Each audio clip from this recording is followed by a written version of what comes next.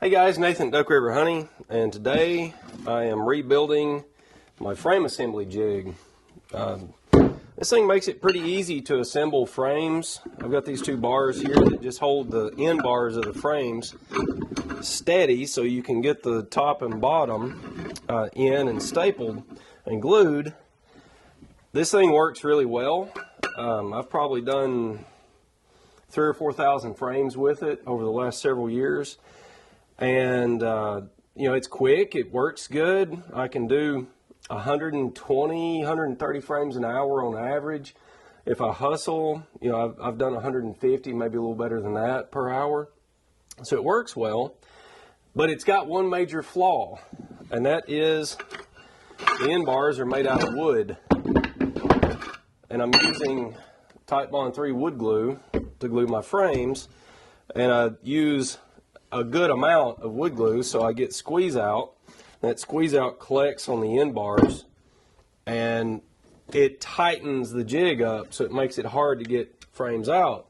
So then I end up going in with a rasp and with a scraper and sanders and grinders and all kinds of stuff to clean the glue off every time I go to make a run of frames.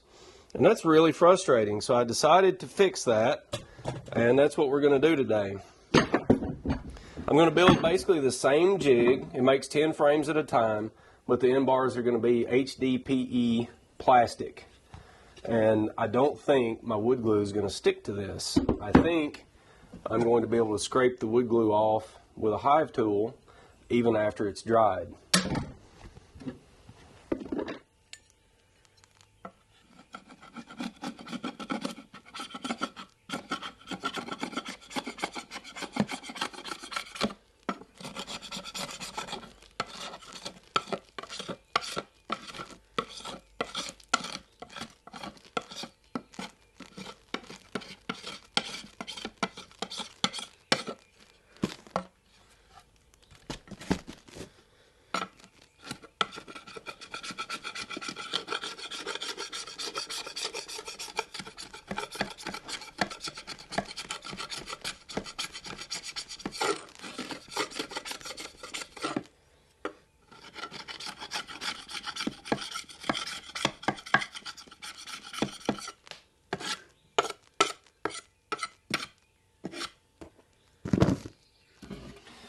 Alright, so here's my old jig. You can see I've got end bars, side bars, and then some aluminum tube that I'm using basically as a follower board.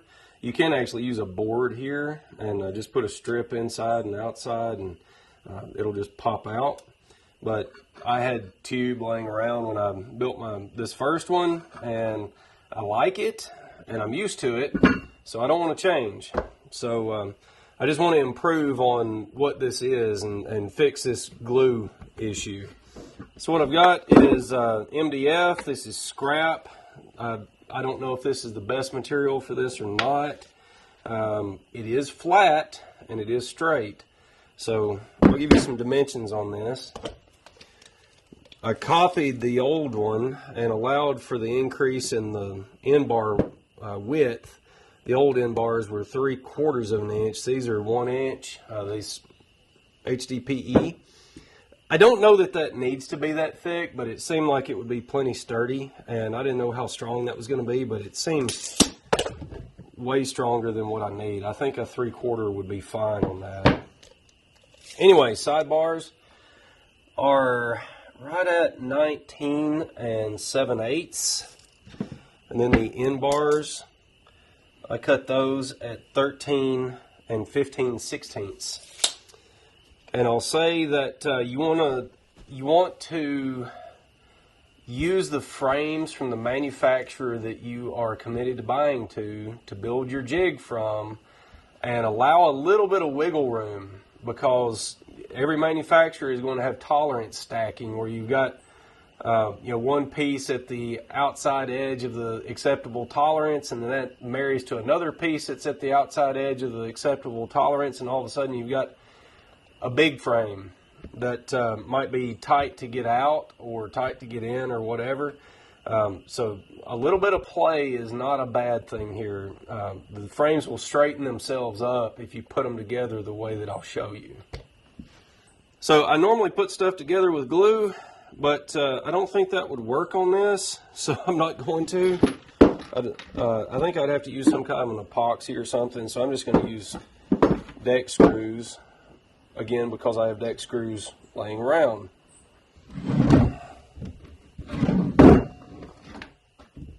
Alright, I've got the box built. It's pretty straight. Might be a little bit proud on this end. I don't think it'll be an issue. So what I need to do now is to drill the holes for my bars, for the follower bars.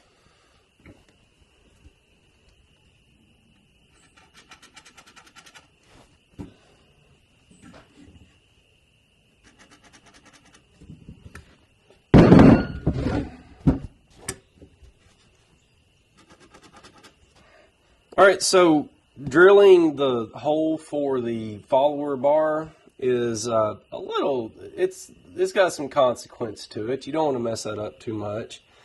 If this was hardwood or even just pine or something, then if you misdrill the hole, you go to the hardware store, you get a 3/4 dowel and plug it, wood glue that, let it dry, and then re-drill it. So not too big of a deal. I don't know how well that would do in MDF, so I'm just going to try not to screw this up. So basically I've got an inch end bar, so I need to space whatever I do an inch. And then I've got an end bar for the frame, which is going to be 3/8. And then the hole I'm going to drill is 3/4, so half of 3/4 would be the center of the hole, and that's going to be 3/8, and then space it 3/8. So I need to space this an inch and 3/4 from the end, and that should be pretty good.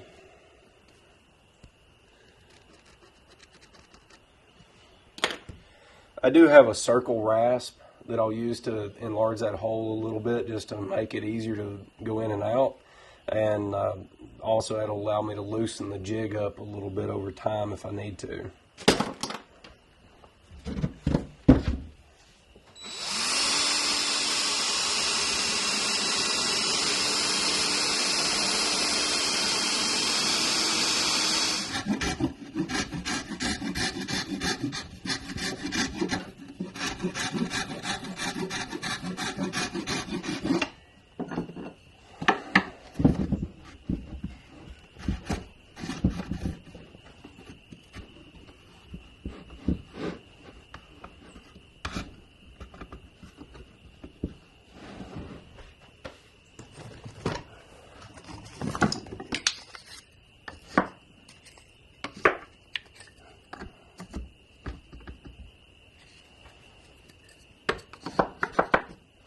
See, we're too tight up here, and overall these holes need to be loosened up a little bit, but the tolerance is fine. That's the kind of play I'm looking for right there. Can't even get it in.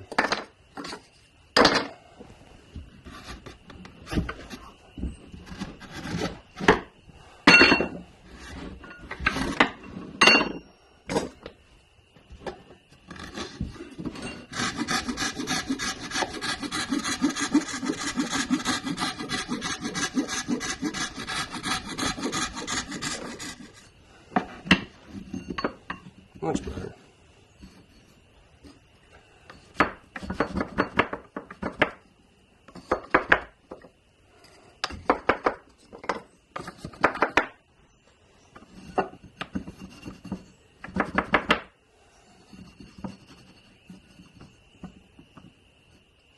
Alright, so now that I've got the jig built, I'll run through real quick how to use it. Because there are best practices with this, like anything.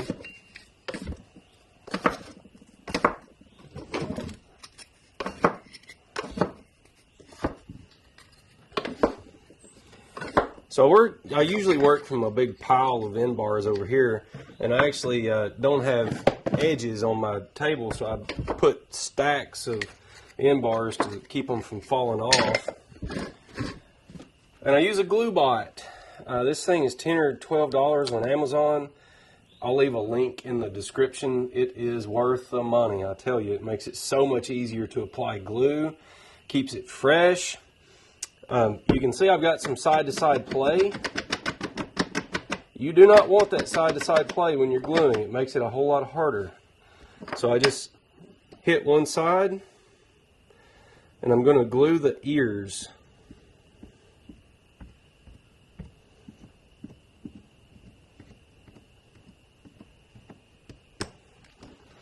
I'll try to show you what I'm talking about here. So I always start out gluing the bottom bar first, and that's this piece. And that's because the top bar has an extra ear on it that actually will pull the frame in. So when you hammer those down, if the bottom bar is already on, tightens the frame up and squares everything. If you put the top bar on first, your jig has got to be pretty tight to make sure that those bottom bars get on good. And sometimes you have to finagle with them. So I always glue the bottom bars on first, and I'm putting glue right here on the tips of the ears, and then gravity is letting it run down this long grain. Now the inside right here of this dado is end grain, and the sides are long grain, and then all of this is long grain. So long grain to long grain, the side of this to the side of this is where the strength is in this joint. The end grain to long grain is not anywhere near as strong as the long grain to long grain. So that's why I want to make sure and put glue on the tips of the ears and then let it run down.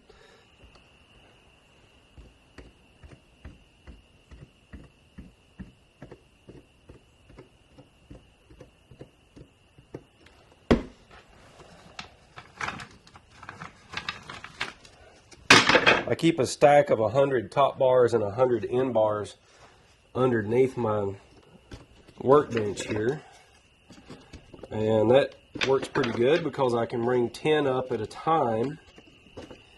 I've got 10 in my jig. You would think that that's a silly little thing that doesn't matter, but when you start doing a lot of these, having everything handy where you don't have to look for it and don't have to count begins to save time, and it really does make a difference in how many you can get done per hour, or how many hours it takes before you're done, whichever way you want to look at it. So I'm using Senco staples and a Bostitch 1/4 inch narrow crown stapler. I like these pretty well. I think these are the N21 BAB is what I order. Now this says L15 BAB. It's a 1/4 inch crown by 1 1/4 inch leg, and I get 5,000 in a box. These work well. I put 1 in the bottom bar and 2 in the top.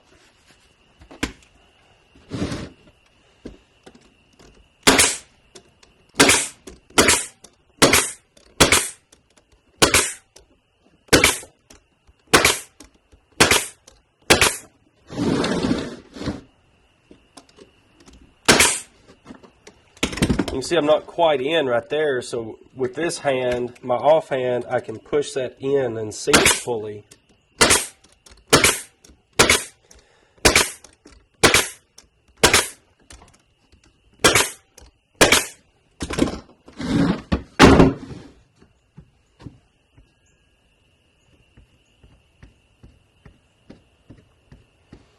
Again, I'm putting side pressure on the stack there with my left hand. That makes it easy to glue. You don't want them loose when you're gluing.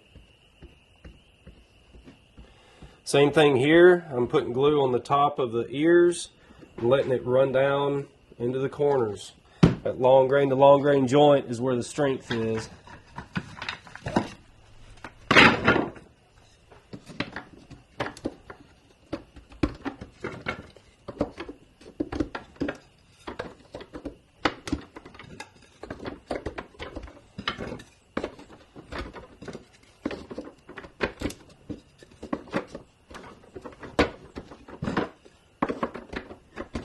I've actually thought about building some holders for the top bars and end bars. It would be like a fork dispenser at a restaurant or a straw dispenser or something where it just allows one or two down at a time, where I'm just pulling exactly what I need and going in, because you lose time sorting and looking for stuff. It really begins to matter when you do a lot of them.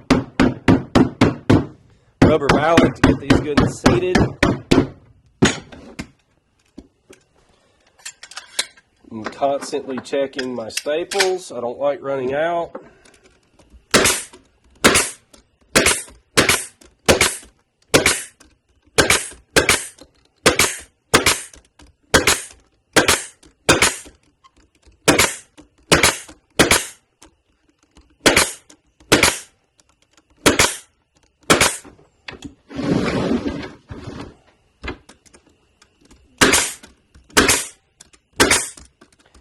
I try to keep my elbow close to my side.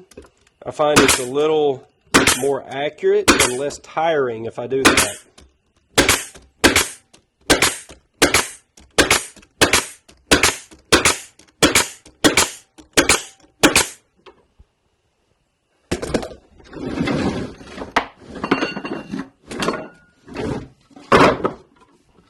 Perfect. Now we'll do about 500 of these and test it.